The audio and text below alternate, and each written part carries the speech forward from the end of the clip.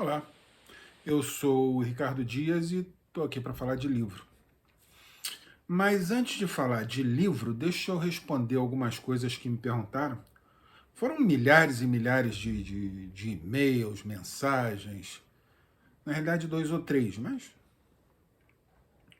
é, e, é, falando sério, algumas pessoas me perguntam por que eu escolhi esse formato, né, de falar de improviso.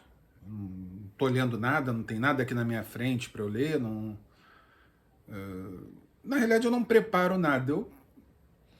Assim, na minha profissão fora dos livros, fora do YouTube, eu sou luthier. Eu construo e conserto instrumentos de corda, no caso violões.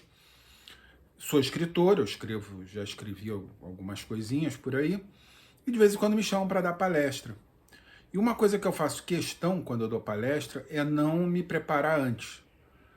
Porque se eu estou sendo chamado para dar uma palestra, pressupõe-se que eu saiba sobre o que eu estou falando. Então, eu não, se me perguntar, não, vamos fazer uma palestra sobre os estados quânticos de não sei o que, eu não vou dar a palestra, eu não vou sair estudando que nem um maluco de véspera para poder dizer alguma coisa. Ou se eu sei o que eu vou dizer, se eu tenho profundidade no que eu tenho para dizer, eu faço, senão. Então, se eu preciso me preparar antes, é sinal de que eu não sei o que eu estou falando. Claro, alguma preparação para eu saber, pelo menos, ter um fio da meada, para não ficar essa coisa tati-bitati que eu fico aqui às vezes, né? Mas mesmo durante a pandemia, eu engrosso o coro das pessoas que infernizaram as vidas das outras com lives, né? Fiz várias lives e tal, e era sempre nessa base, sempre na base do improviso. Eu prefiro isso, porque se eu for ler um texto, vai ficar um negócio chatíssimo. Eu imagino que vai perder uma coisa que eu gosto, que é a espontaneidade. Aí alguém me perguntou, mas esse teu sistema é uma resposta aos booktubers que fazem uma coisa toda produzida, toda não sei o que? Eu falei, como assim resposta? Ninguém me perguntou nada que eu vou responder. Então eu já aproveito para deixar claro isso, né? Eu gosto muito dos booktubers que eu vejo por aí. Vários deles, sem saber, me ajudaram a, a, a escolher algumas novas leituras. A gente vai aos pouquinhos, a gente vai vendo quais que tem um gosto semelhante ao teu, e alguns até ensinam para a gente boas surpresas. E a maioria deles são muito jovens. Eu acho isso, pô, sensacional. Acho que, pô, você vê uma pessoa de 20 e poucos anos falando sobre livro, eu acho isso entusiasmante. É fantástico. É melhor do que estar se metendo em fazer clube de tiro, pô, pelo amor de Deus. Então, assim, eu sou muito grato a eles, mesmo porque, eu não sei se eu já falei isso aqui, durante a pandemia, eu sempre li muito, muito, muito, muito, muito. E durante a pandemia eu não li nada. Se eu li nesses 2 anos do auge da pandemia 3, 4 livros, foi muito. E isso foi muito ruim. Então, os booktubers ajudaram a me encontrar de novo na leitura, né? E até eu comprei um Kindle também por causa disso. Acho que eu falei isso no vídeo sobre os Kindles. Mas aí fala, mas são muito jovens. Ainda bem, porque uma vez eu peguei nessa de buscar informações sobre o Kindle, eu achei um booktuber aí meio velhusco, aparentemente um pouco mais velho do que eu, e eu gostei. O cara falou muito bem, explicou bem as coisas, achei ele muito didático, e assim como eu, atrás dele uma estante com livros velhos, porque os booktubers mais jovens é só livro novo, livro bonito e tal. Eles não têm livro velho. E aqui o que mais tem, aqui atrás de mim, o que mais tem é livro velho. E ele também, vários livros velhos tal, e muito didático. Gostei muito e me inscrevi no canal dele. Aí recebi 2, 3 dias depois aviso de que ele tinha publicado uma coisa nova. Aí quando eu fui ver, ele estava recomendando veementemente o livro do Olavo de Carvalho. Eu falei, não. Me desinscrevi imediatamente porque não dá. Acho que tudo tem limite nesse mundo. Aliás, também eu acho que é uma discussão interessante, nesses momentos em que a gente vive, a respeito de censura. Então você acha que não devia se ler livro do Olavo de Carvalho? Eu falei, eu acho que deve se ler, sim. Mas se deve se ler para poder combater, porque evidentemente pelo texto dele, quando ele era vivo, evidentemente, as coisas que ele falava, dali não vai sair grande coisa. Se ele fosse romancista, aí tudo bem, aí o cara pode ser fascista e ser um belo romancista. Isso é possível. Mas no momento que a gente está falando de uma literatura com ideias, até com pregações num certo aspecto, aí não. Agora, proibir é muito perigoso, porque a partir do momento que você proíbe um livro que vai contra as coisas que você acredita, se alguém que acredita nessas coisas vai para o poder e proíbe livros que vão contra o que você acredita, não está certo. Então, acho que proibição, censura, nunca é bom. Agora, é fundamental, por exemplo, eu não acho que deva se proibir o livro do Hitler, o Mein Kampf. Não pode proibir, esse livro tem que ser divulgado, mas criticamente. Você não pode, se começa a divulgar isso, olha que maravilha, aqui é a verdade dos fatos, tal. Não, isso tem que ser combatido. Mas se você proíbe o livro, vai gerar uma situação em que o livro vai acabar sendo uma coisa de mártir. E aí vai dar um valor que o livro não tem. Eu, por acaso, não li o Mein Kampf, Minha Luta do Hitler, mas li trechos e é um delírio imbecil em último grau. E eu acho importante, sim, que ele exista e que esteja lido para tentar se entender como esse discurso cretino entra nas pessoas, né? A gente vive um momento em que as pessoas questionam a Terra ser redonda, em que as pessoas não tomam vacina, em que você vê jornalistas, médicos defendendo cloroquina, não uso de máscara. Isso é um sintoma. Isso não é uma causa de nada. Isso é um sintoma de que a gente está numa sociedade muito doente. Né? E não é só no Brasil, é no mundo todo tem esse fenômeno. Então eu acho que a leitura, uma leitura orientada, uma leitura crítica, é muito importante.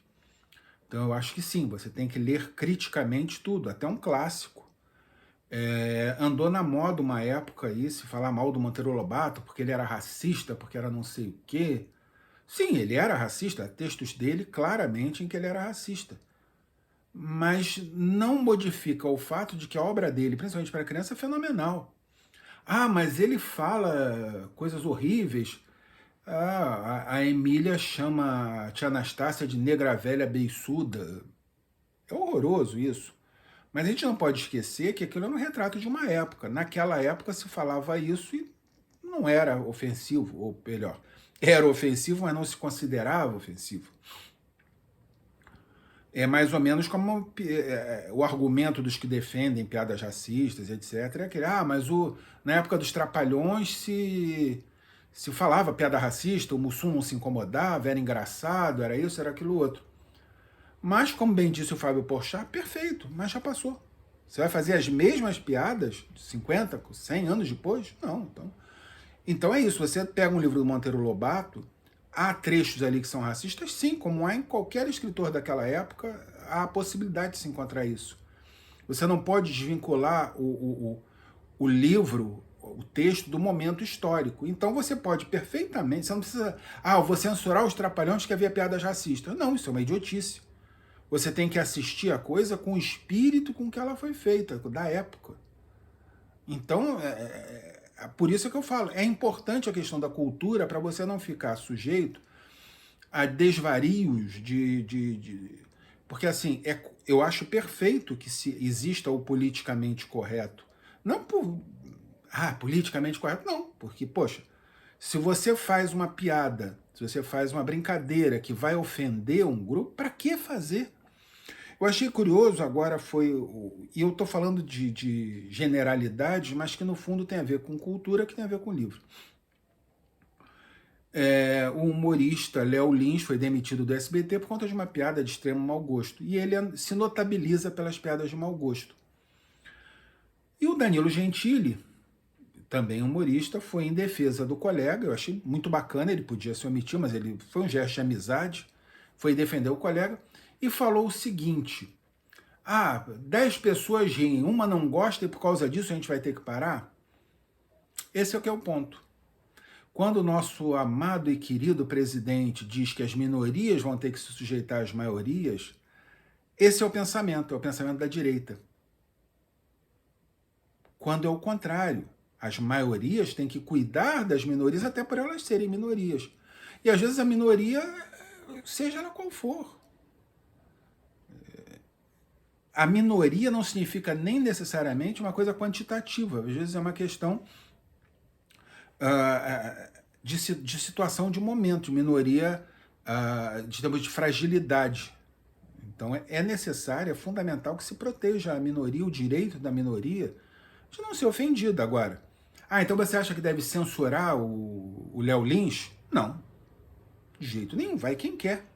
Agora, você também não pode impedir que uma empresa que o contrata não queira esse tipo de piada que ele faz.